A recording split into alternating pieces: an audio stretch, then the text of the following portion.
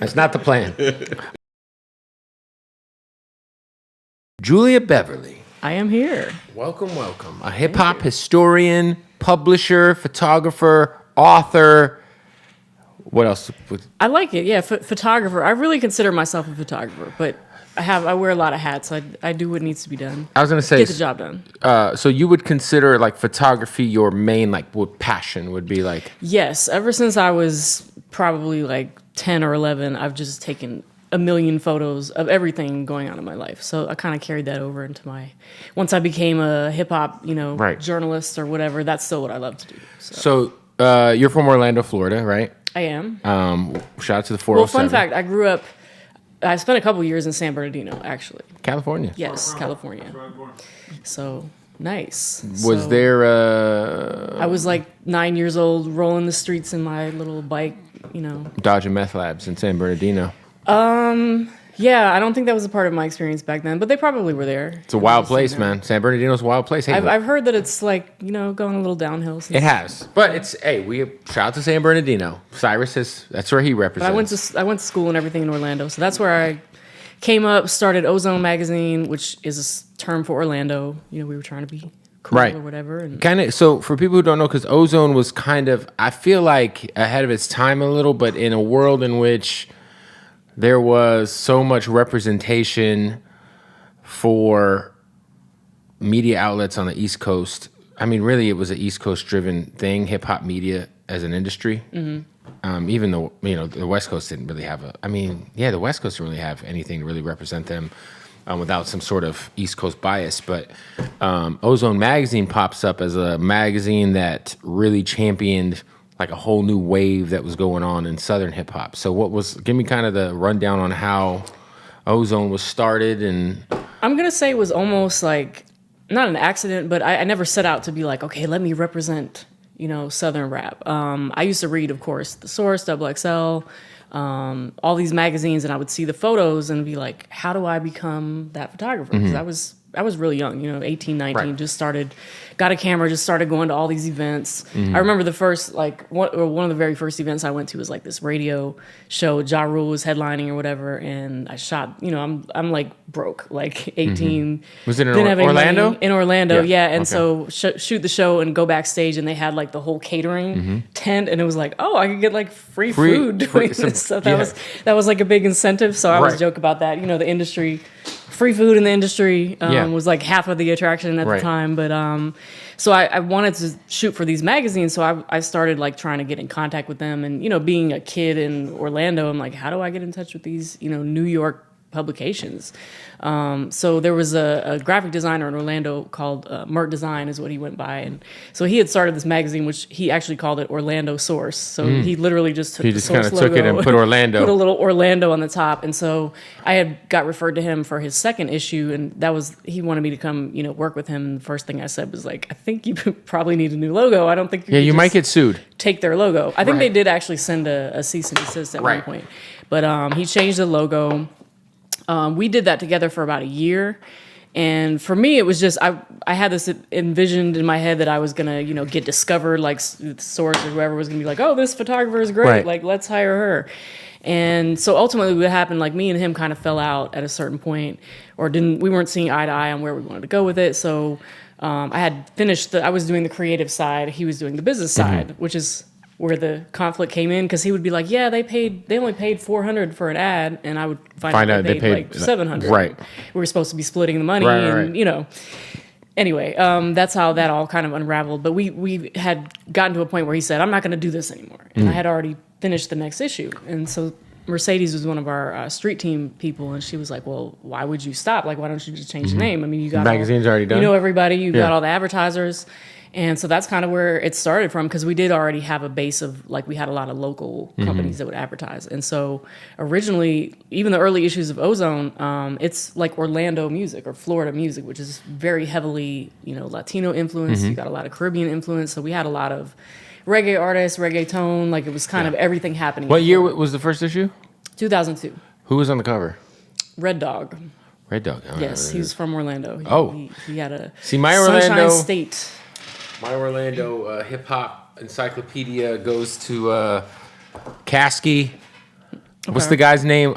I will never Smiles and South with a Star? street. Yeah, Smiles and South Star. The dude who was in jail with the dreads. He cut him off. Fuck. I play shit in the club. The song's called "Pussy N Words." Wow, that's a new one to me. I mean, like there was a lot of groups that had like a couple records. But yeah, Smiles and South Star. I mean, Kaya actually shot her first album cover in our office. Is Kaya from Orlando? She's from Tampa. Okay, that's what I thought. Yeah, I heard, yeah, she burned a lot of bridges. They don't really claim her. Tampa's Yeah. don't really claim her anymore. Everybody in Tampa I know was just they just have terrible things to say about Kaya, and I'm like, Jesus. Like I guess. Well, I printed. Whoop. I printed all her mugshots in one of our early issues because she had been arrested like 20-something times. And I just thought it was a great visual. So we printed all the mugshots. And I remember, I don't know if it was officially her people, but like somebody ran up on me in the club and was like, rah, Yo, rah, what the rah, fuck? you know. And then she ended up, I think she put it out as a mixtape cover or something like that. Hey. So You did her a favor, hey. that's for sure. Yeah, it's crazy because like I thought she was a cool rapper. I mean, I mean, she had an iconic record. It still was They getting still play that in sampled clubs and getting, and- for sure. I was going to say, like, Florida hip hop in 02, 03, that's like, there's really not like, right now we think of Florida hip hop and it's just, I mean, it's so massive. The state has blown up between, I mean, we just had like 3 rappers from Tallahassee alone at the BT radio well, room. I just happened to be in the right place at the right Right. time when you had, I mean, T-Pain from Tallahassee. Yep. I mean, Pitbull, Rick Ross, Flo Rida, Khaled. It was kinda I mean, just Khaled like- was a big influence Right. when we ultimately ended up doing the Ozone Because he has so Awards. much roots in Orlando. Him and Nasty were in Orlando, right? Well, Early Khaled on. used to do, or maybe he still does. Khaled used to do the Temple, his birthday bash every year. So every artist you could think of would come out, and it would just be like really organic. Like, you know, Diddy grabs a mic and hands Right. it to, you know, Jadakiss or whoever. Right, It was just right, like right. this big party. So when we ultimately did the Ozone Awards, I had Khaled come do the opening set because that was the inspiration was like his. I was like, just do what you do at your, you know, at your birthday bash. Right. So we had like Trick Daddy and Pitbull and Ross, and this is when Ross had Hustling.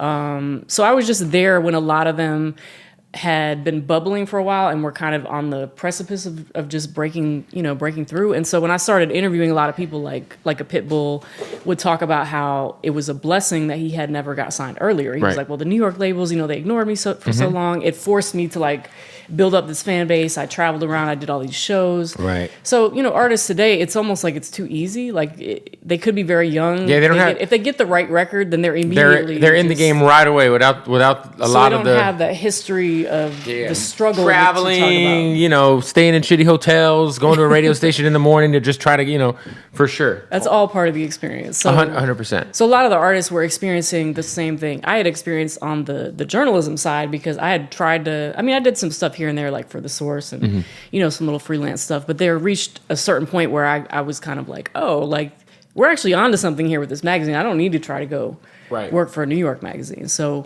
a lot of artists like Pitbull or Pimp C would talk about the same experience they had where they were trying so long to get accepted by New York and it just never happened. And finally they were like, all right, I'll just do it my own way, make my own. Did the traditional magazines at the time, were they hating?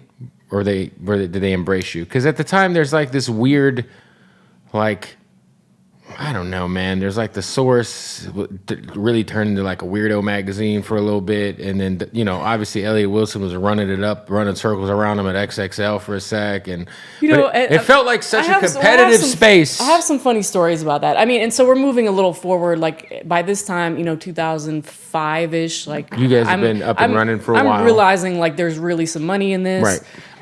And I think what showed me too, like the early issues, I'd send like a box to like Montgomery, Alabama Right. or something, and I'd send like 4 boxes to Miami, thinking like, oh, Miami's a bigger Right. market.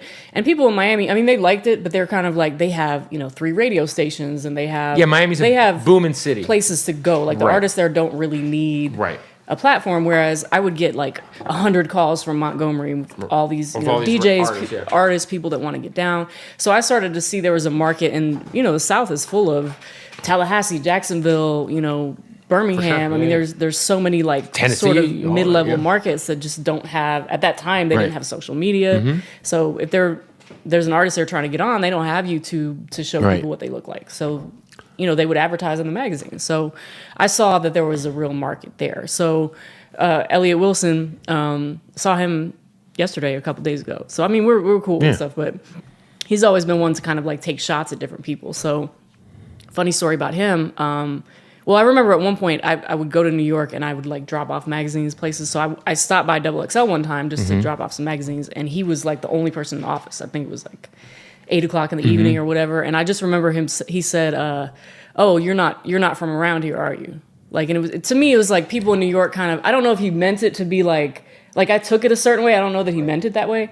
But to me, if I ask somebody where they're from and they say like Houston or the Bay or LA, like I kind of have a sense of like where they're from and what kind of, environment they're dealing with. And I felt like New Yorkers had this idea like you're either from New York or you're not. And it's one or the other. You know what I mean? Yeah. That's kind of how I perceived it. Was like, oh, you're not from here, so you're just, I don't really care where you're from. I don't know where you're from. You're not from just here. Not from here. Yeah. So that's kind of how I took it. But later on, like maybe a couple years down the road, we had never been able to get a distribution deal. Not that I don't know that I put a whole lot of effort into it, but it was always like a street kind of thing. Like you're getting your own printing done and you're everything. I load up the van, drive to Yeah, because I would see your guys' stuff at like record stores, like small like independent record stores. Like I think I might have saw it at like Tower Records. We eventually did get a distribution deal, so I had been trying. There's really, at that time, there might have been like 2 or 3 distributors, but there's really only like one big distributor, which is Curtis, and they did XXL and Source and all that. And I had been. Who would have thought they were the same distributor? So they were they were distributing both. They were distributing like any newsstand you go to, right. Pretty much goes through Curtis, at least from what I recall. And I had sent them copies of the magazine. They sent us like this standard like rejection letter or whatever, and. I hired a consultant to try to harass them and try to get us a distribution deal. But I said something about XXL in my editorial, and Elliot responded. Like he put a little liner, something about Ozone or whatever. And so I copied it and sent it. Because he would write his little like. He was always taking shots at the sauce and like all this stuff. But he said something about like, oh, go down south with the Ozone, or like it was something that could be interpreted as like a diss back to us. So I copied it, sent it to the distributor. And I don't know if that was what did it or the consultant or whatever, but we got a distribution deal. And so it kind of showed. So shout out to him. I felt like, if you're distributing this product and they're like, if you're battling with somebody, they're an equal, basically. So, but the Source, I mean, I met Boo Rosario pretty early on. He was a music editor or one of the music editors at the Source, and he did the photo galleries in the back. So I started sending him stuff, and I would be super excited if I got like, my little name. So you were getting your pics sometimes in the back of the Source, just on the photography. I would send them like hundreds of pictures, and they might pick, 2 or 3 might make it. But I'd be excited about that. And I met Kim.